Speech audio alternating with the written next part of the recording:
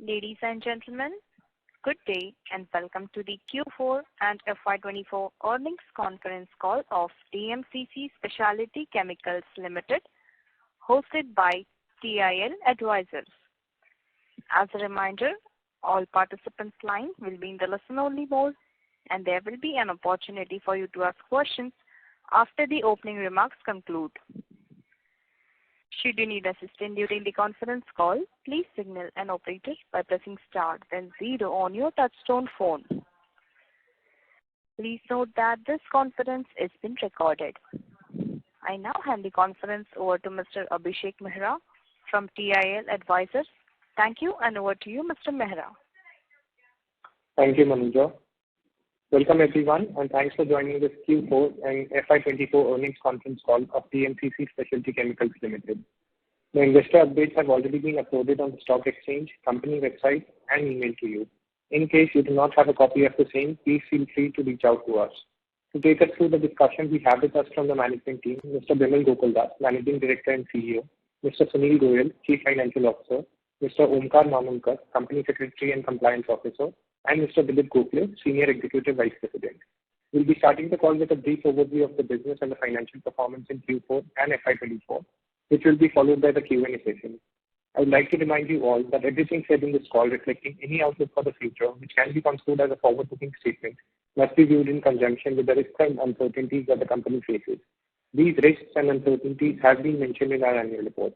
With that said, I'd now like to hand over the call to Mr. Bimal Gokuldas. Over to you, sir. Thank you, Abhishek, for the introduction and also for organizing the call. Good afternoon, ladies and gentlemen. It's my pleasure to take you through the performance of our company for the quarter and for the last financial year as well. We have shared the updates and the management remarks on the website, but I'll briefly make some statements and then open up to questions. The last year and particularly the last quarter was quite difficult, especially from the commodity chemicals point of view.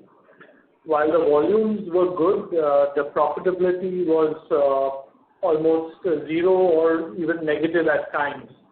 There was reduced demand, there was oversupply, and I think one of the most difficult quarters as far as the commodity chemicals space is concerned.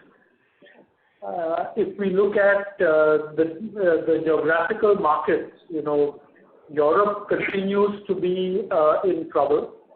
I think their energy crisis has not improved substantially, and the entire, the market outlook there is gloomy and negative. It's somewhat compensated by the US and by other economies. The Indian economy is also doing better, but it is, the chemical industry globally is quite linked. So one cannot really grow without others growing as well beyond the point. We have seen in the last quarter that the Chinese have been very aggressive in dumping chemicals. And they have, in fact, run their manufacturing plants at high capacity, but they haven't consumed that much of the chemicals, which means that there was much more for exports, and that is where they've tried to crash prices and regain market share. We a little bit of trouble with logistics, particularly with the problems in the Red Sea. And for a while, there was lack of availability of raw materials, especially for the boron business, and increase in freight costs. But I think that that situation has improved as well. On the domestic side, we could see, and globally as well, we could see that the pigments, coatings, and other sectors have improved compared to the previous 3 quarters. So we are seeing some hope for recovery in these areas. The only one segment which does not or has not turned around as yet is the agrochemical sector. Even in that, we believe that the worst is over. So I don't think it's going to decline any further. But all the issues with regard to destocking and muted demand and oversupply, things like that, which affected sales as well as sourcing from DMCC and other companies, I think the worst is over. So we are looking forward to improvement. Of course, it's from a low base, and it's crucial for not only us but the entire agrochemical supply community as well. I think you'll all agree that ultimately food and other crops are what drives agrochemicals, and nobody's eating less or consuming less in terms of cotton, soybean, palm oil, anything like that. So we expect it will recover. It's a question of when it happens and how fast the ramp up is. Some of our specialty chemicals do go into the agrochemical sector, and they were the worst affected. Some customers, multinationals particularly, had zero requirements. They didn't run their plant at all during the year. And the specialty chemicals, as you all know, are the ones which give us the better margin. So in the agrochemical sector, it was a really tough time for us, and it in fact reduced our exports substantially. So if you look at the overall volumes, while the top line has reduced dramatically, it's more connected to the reduction in prices of the raw materials than the volume. And we pass on prices of raw materials, so you can see that although we reduced our top line, the delta between the selling price and the cost of raw materials has in fact improved a little bit in spite of all these challenges. So for the quarter as well as for the year, we have done marginally better in that sense. In terms of the volumes, overall we have had an increase in volume, though it may not show in the top line. But it's really the concern really for us, and the reason we didn't have a better financial performance is that the increase was more in the commodities, which are lower margin and at times no margin, and the volume reduction was in the specialties, particularly in exports, where we have much better margins. So currently that's the situation on the operation side. As I said, most sectors except agrochemicals are looking much better already, and we expect that agrochemicals will improve from here as well. On other issues, you can see that we've added a couple of directors at our recent board meeting. One of them is Mr. Hareen Parekh, who's a seasoned finance professional. He was head of HDB Financial Services, CFO of HDB Financial Services, and he comes with almost 3 decades of experience. We also added another person, Mr. Kuldeep Tiwari, as an executive director to head our operations, and he brings with him a couple of decades of operating experience, particularly in sulfuric acid, and has been responsible for the projects at Dahej as well. So we've strengthened our board, and we expect to continue to strengthen our management team as well as time goes by. On certifications, happy to inform you that the Dahej site has also got the responsible care certificate. It was audited by an independent team and found to have adequate investment and adequate performance in terms of environment, health, safety, etc. And So both our sites are now, they're proud to bear the Responsible Care logo. We continue our journey towards reducing our carbon footprint. We've installed gas for one of our LPG for one of our operations, replacing furnace oil. That's a much cleaner burning fuel. And we continue on our journey towards self-reliance in energy. The major investment we made in the last year was for a turbine to generate power at our Roha site based on steam obtained from waste heat recovery. So that reduces our dependence on the grid. And the Dahej site is in any case more than 90% independent of the grid. Only about 10% of the power requirement is from the GEB grid. But this is an endless journey, and we'll continue to work wherever we can to reduce not only the carbon footprint but also the water footprint.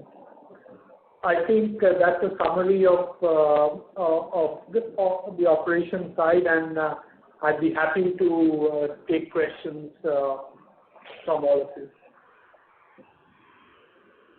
Thank you very much. We will now begin the question and answer session. Anyone who wishes to ask a question may press star and 1 on their touchtone telephone. If you wish to remove yourself from the question queue, you may press star and 2. Participants are requested to use handsets while asking a question. Ladies and gentlemen, we will wait for a moment while the question queue assembles.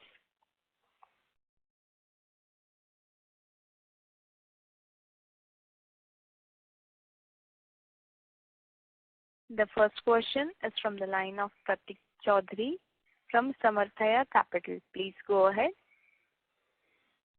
Good afternoon, sir. Good afternoon. In our results commentary, we mentioned about early signs of recovery.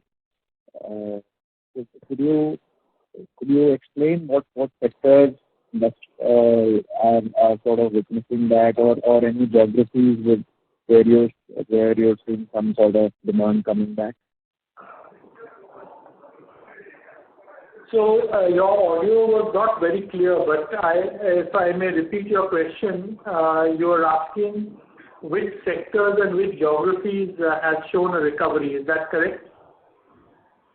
Yes, absolutely. Am I clear now? Yes. So as I mentioned, Europe continues to be challenged, not only because of the war in Ukraine, but also the energy costs. And different governments coming in, some are right-wing, which are going to affect the way the EU as a whole grows in the future. And investments in the chemical sector may be difficult at this time. Interest costs have been high, and with energy costs continuing to be high and uncertain, it's a tough one. You can even see the results of and the commentary by major multinationals in the German, particularly the German chemical space. Other areas are better off. As I mentioned, China is producing again and competing aggressively with the rest of the world. The US is much better in terms of energy cost, and they are protecting their chemical industry as well as inviting manufacturing back into the country.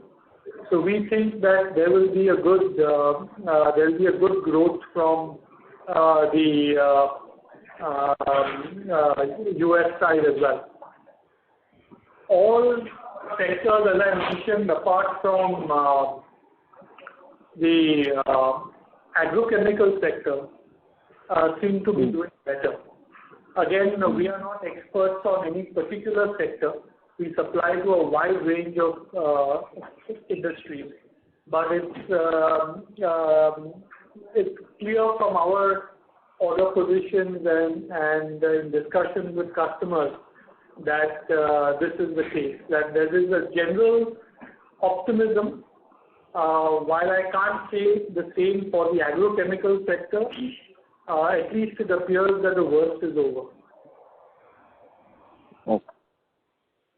And in one of your earlier calls, you had mentioned that we could reach somewhere close to 500 to 550 crores top line. Could you, I mean, as we stand today, post commissioning of our new capacity, can you give us a roadmap of that journey? When exactly would we be able to touch those figures? So, if you look at the previous financial year, we had a top line close to 400 crores.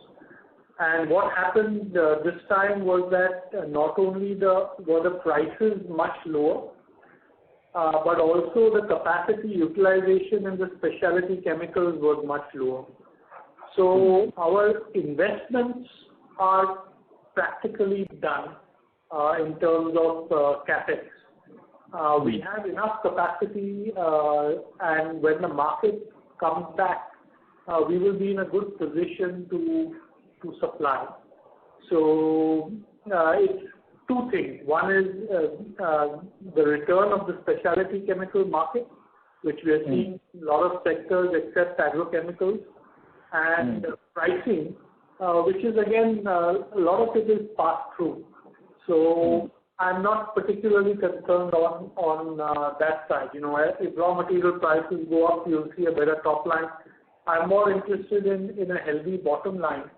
And if we move more towards the specialty, whatever is the the raw material price and selling price, it doesn't matter that much.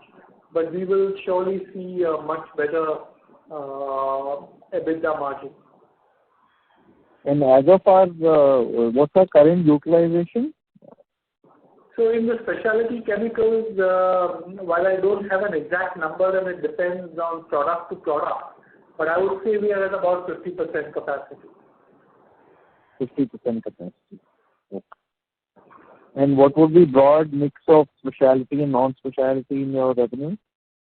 Right now it's 50-50. It's 50-50. Okay. So, okay.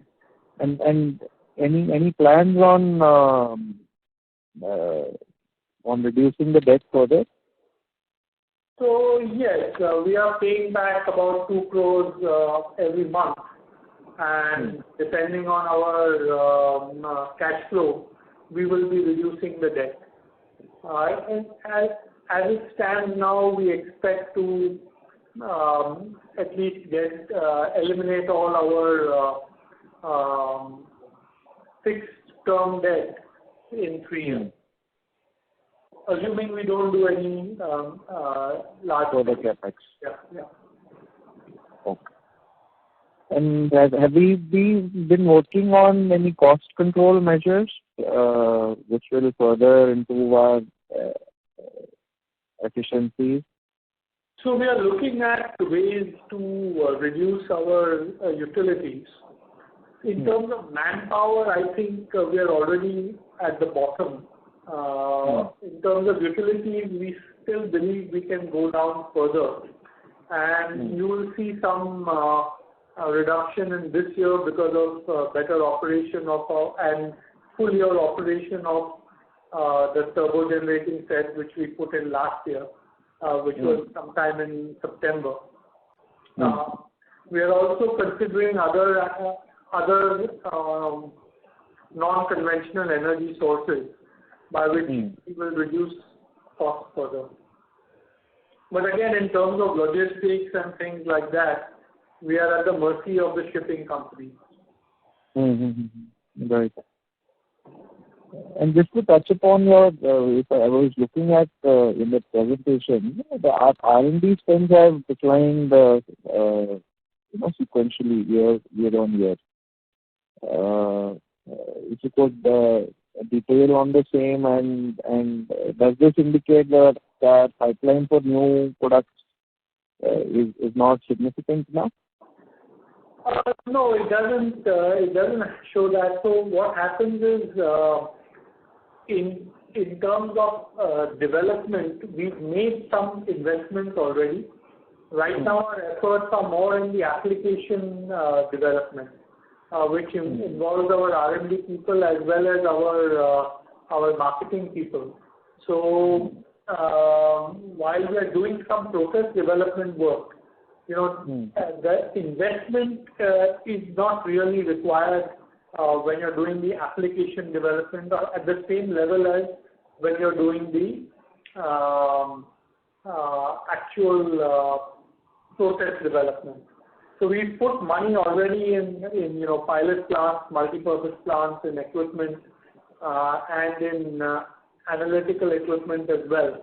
And so currently we don't need that much extra expenditure. While we are, if we get into some new chemistries, if we get into some further process development, then we'll be investing again. Got it. On the boron side, if you could tell about the scale of operations, the margin profile, and what sort of opportunity do you see here? Can this scale to as big as our sulfur business? And just to clarify, boron do you classify under specialty or non-specialty? So boron has both. It has specialties as well as commodity. And we have done some debottlenecking with very limited capex. We've expanded our boric acid production, and we continue to do that. The market is suitable for that, and we're also able to get the raw materials most of the time. There was a hiccup during the Red Sea crisis, but apart from that, we are now well placed to grow this segment. So we will grow both the commodities and the specialties, and while we don't talk about individual product margins, I just say that it is quite healthy. And in terms of growth, we believe that we could do about 150 crores from our current scale of capex just from the boron business. And what would it be for the overall business on full or near to optimum utilization? So that would be optimum utilization. You spoke about the boron business, which is 150 crores, you said. What would the same number be if we have to consider our total business, DMCC's all businesses combined? Yes, so it depends entirely on the top line. And that the top line depends on the raw material cost. Yeah, so as per current raw material cost, if you could say. So at current cost, it would be around between 450 to 500 crores. Okay, so the balance would be 350 would be from non-boron business. Yes. And what's the split currently, boron and non-boron, as of the 330 crore sales that you have done? About 20% at the moment. Is about 20%. Okay. 20%. 20% means 60 crores. So boron then is running at 40% utilization, right? Yes. But remember that 40% utilization is not the correct number because that is, we didn't have the full capacity for the full year. Got it. Okay. And the last question, do you in your reasonable estimates, whatever feelers you're getting from the market, do you feel FY25 will be that year where we would be able to sort of branch out of our 350 crore trajectory of sales and then maybe cross 400 odd crores? So it's difficult to predict, and I don't like to make forward-looking projections on top line or bottom line. We'll take it as, we'll discuss every quarter and we'll come back with our analysis. But as I said, a lot of the segments are looking better. And apart from agrochemicals, we have good visibility. Okay. And how much would agrochemicals, in terms of your end demand use case, what roughly would you be, would it be contributing from agrochemicals? So in general, about 10 to 12% would be from agrochemicals. But most of that 10 to 12% is the specialty, which is what has hurt us. Okay. Great, sir. It was a really nice discussion I had with you, and all the best for your future. Thank you. Thank you. Thank you. Ladies and gentlemen, you may press star and 1 to ask a question.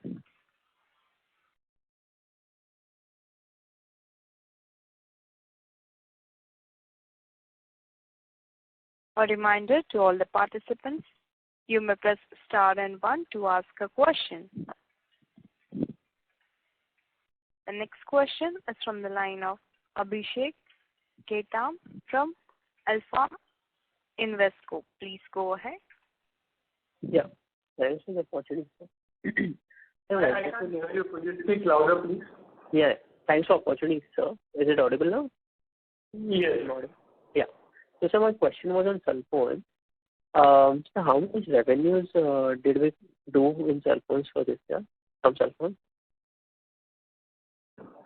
So we don't publish individual product volumes. But as I said, a lot of the demand from Europe was muted. So we had much lower than what we would like to have. Okay. So I'm just asking in the sense that are we near, sort of a capacity utilization in cell phones, or is there like a capex plan there? So there's no capex plan. We are nowhere near capacity utilization. In fact, for the overall specialty chemicals, we are at about 50% only. Okay. So another question was on the anchor plant, which we have for one of the MNC customers, European. So what has been the pickup there for FY24? So again, sector-wise is different. And whatever business we had for the agrochemical sector has been near zero. Okay. Other sectors was okay, pigments, coatings, all that was fine. Polymers was fine. But for agrochemicals, it was actually zero. Okay. So based in the terms of that anchor plant, mostly FY23, FY24 was flat for FY23? Yes, at least in international markets. Even domestic markets, in the beginning of the year, the pigments was in bad shape. Then pigments have started picking up only in calendar year 2024. So we'll see how that progresses. But certainly, from a volume point of view, financial year 23-24 was very poor for the specialty chemicals. Understood. So another question was on boron. You mentioned that we have a capacity to do 150 crores in future. Any capex is needed to get there, or this is the existing installed capacity?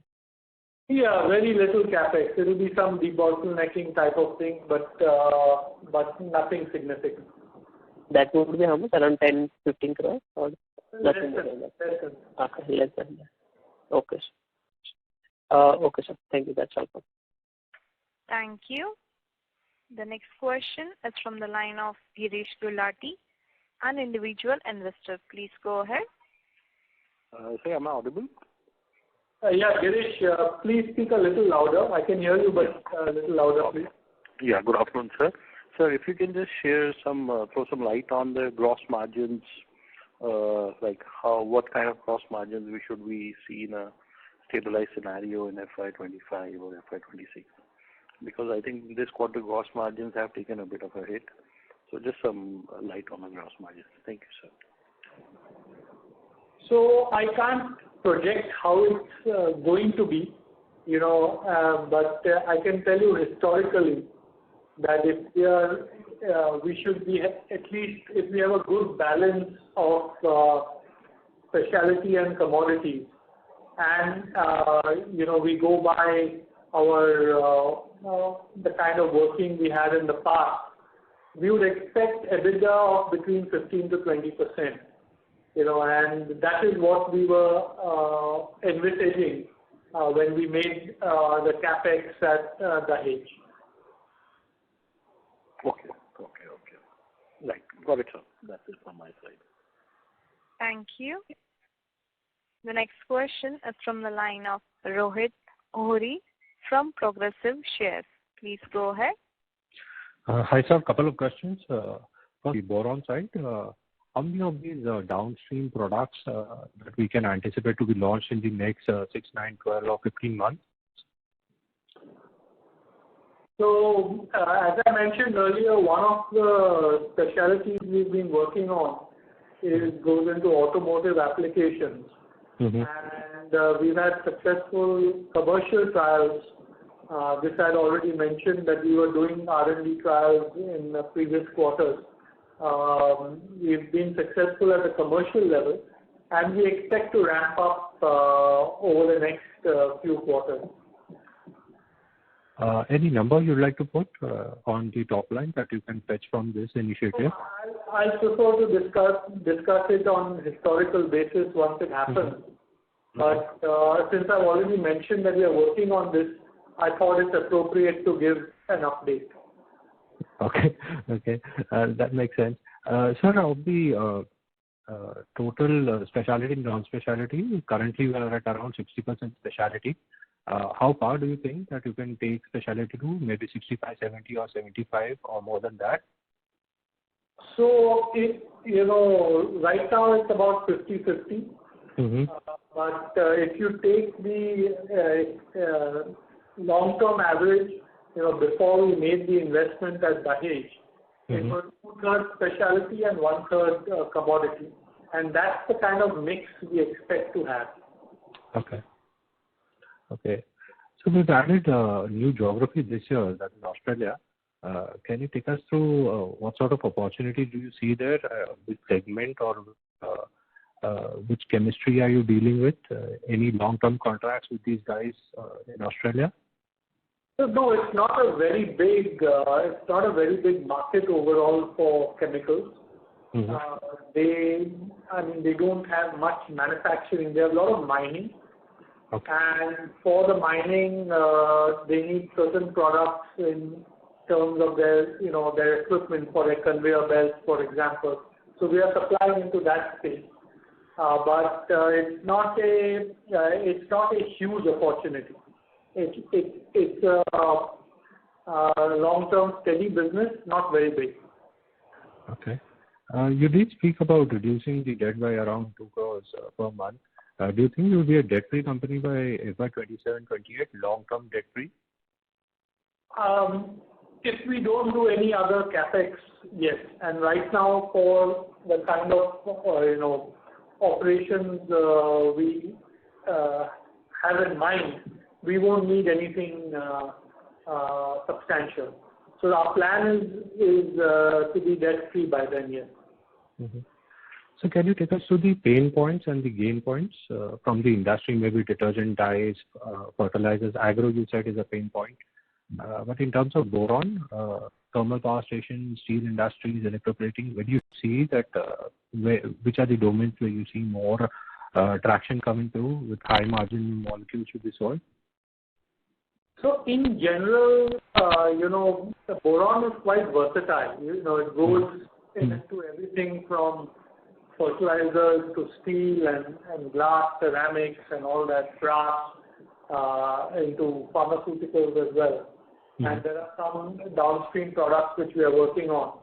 So, while the current requirement may be for a certain product like, say, boric acid or whatever, we think that in the long term, the focus will need to be on downstream specialties, and that's where we are working. I think there are opportunities in several areas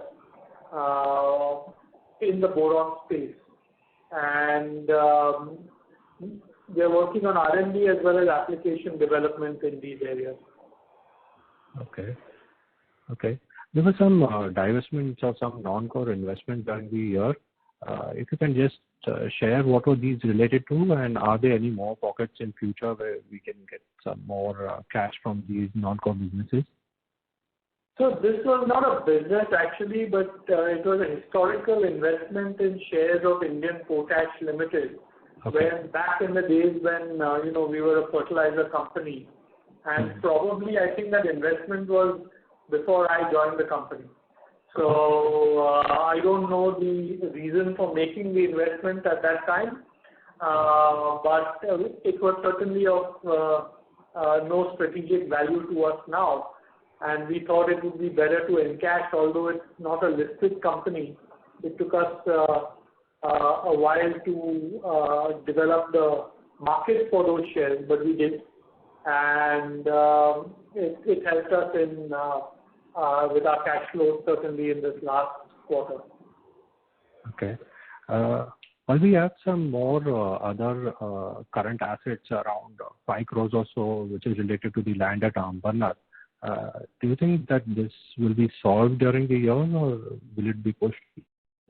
So this is unfortunately not in our hands, and it depends on permissions that the buyer needs to get and things like that. So in fact, the buyer is more anxious than we are, but there's nothing we can do to push it. I know you don't like to give forward-looking statements. To get that as soon as possible. Okay. I know you don't like to give forward-looking statements, but we are running at around 820 million kind of quarterly run rate.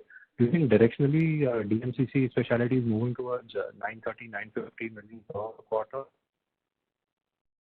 Sorry, I didn't get your last part. Do you think that DMCC is gradually moving towards 930-950 million per quarter kind of run rate?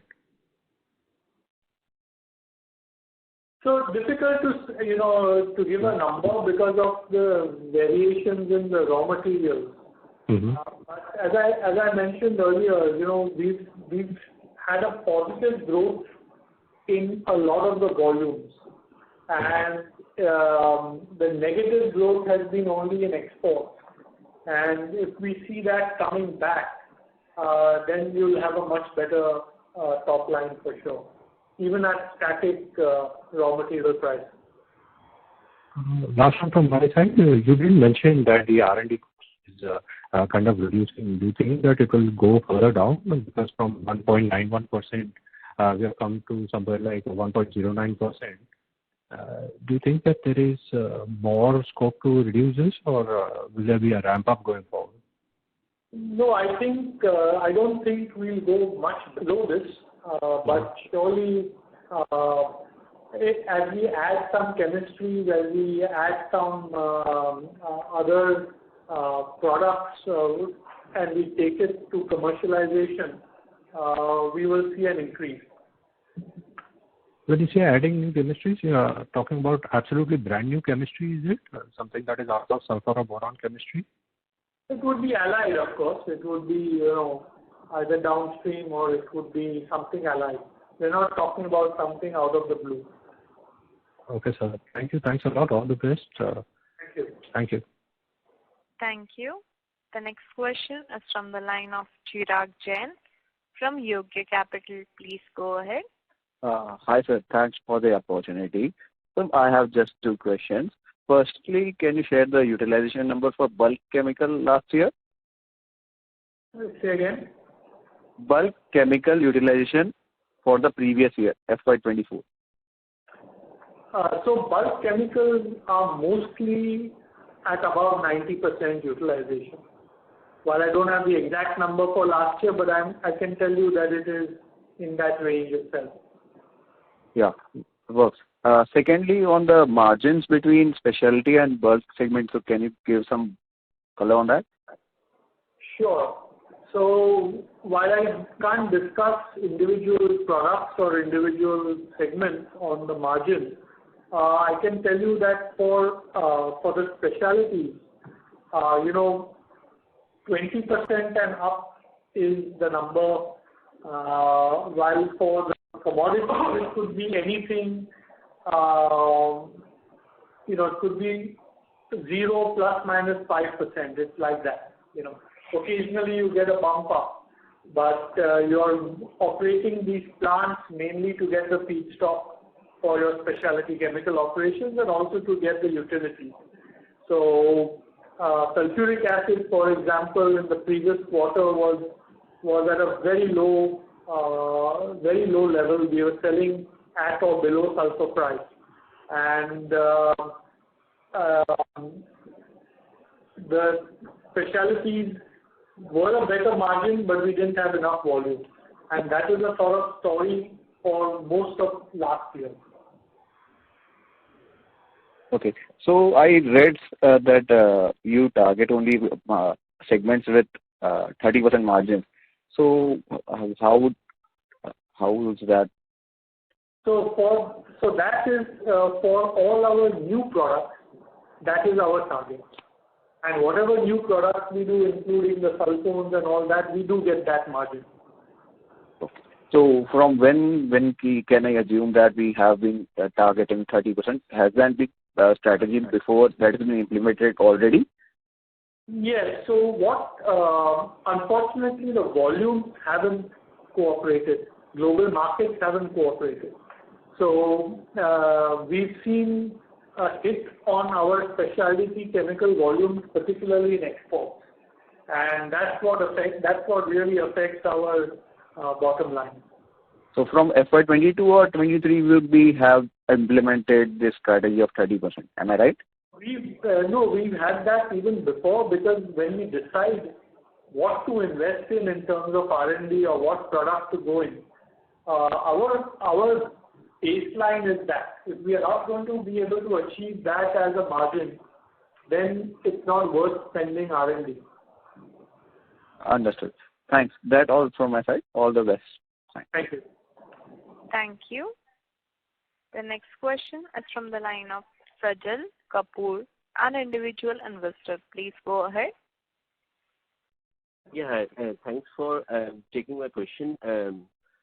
Given our current capacity utilization, if I heard it correctly, Bimal, you said 50% is the current utilization in specialty and 90% in bulk. So talking specifically on the specialty side, what would be that approximate percentage that may trigger a further expansion in a specialty, of course? Right. So, we have dedicated plants and we have multi-purpose plants. So for the dedicated plants,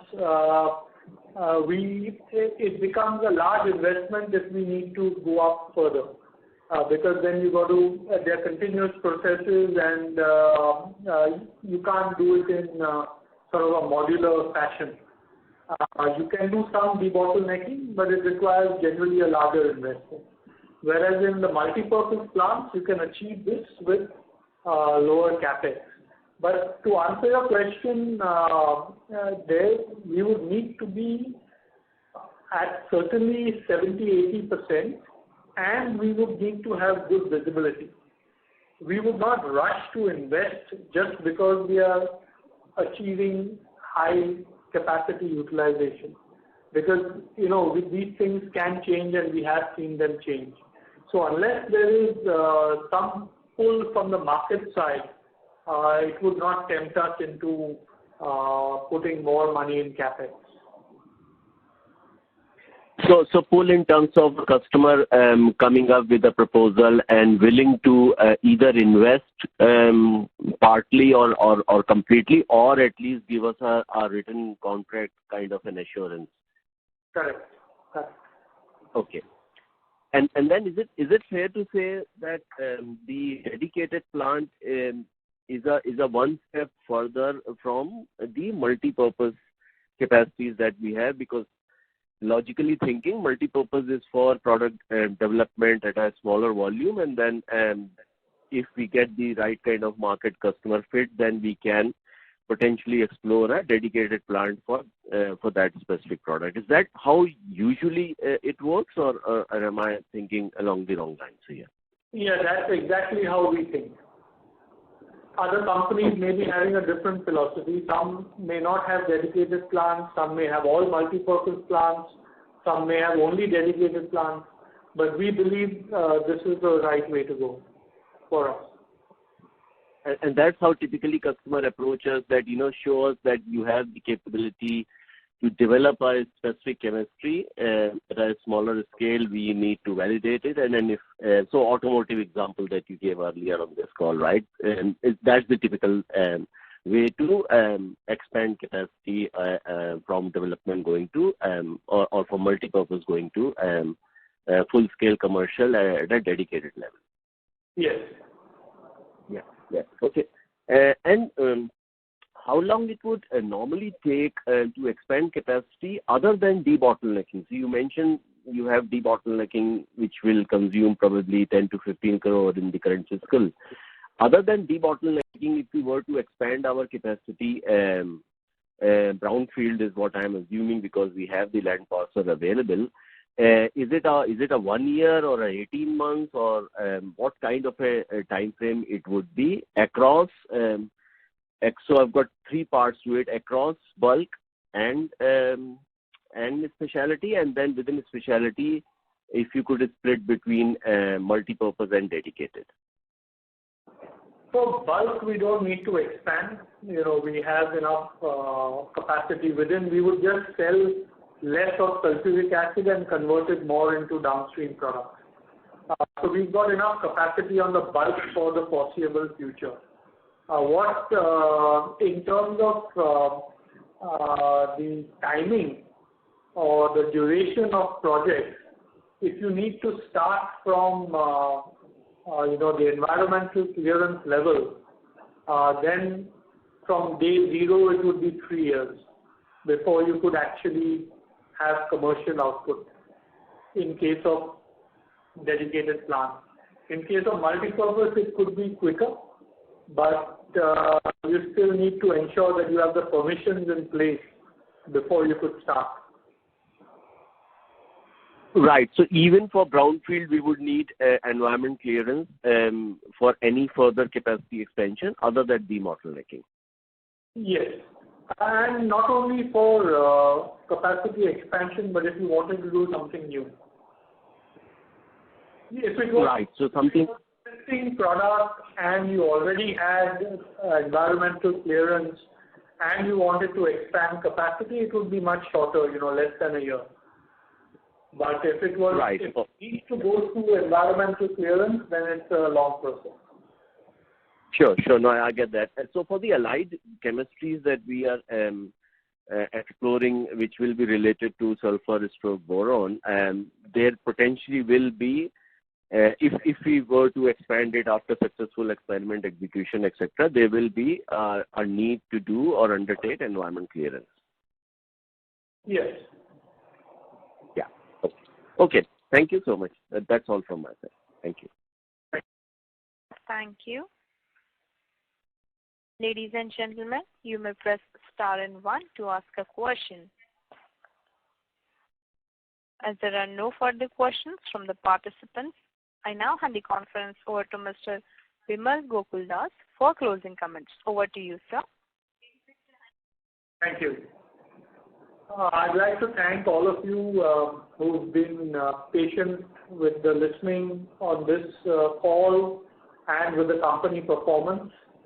And again, like to assure you that my team and I are doing whatever we can to get through these tough times.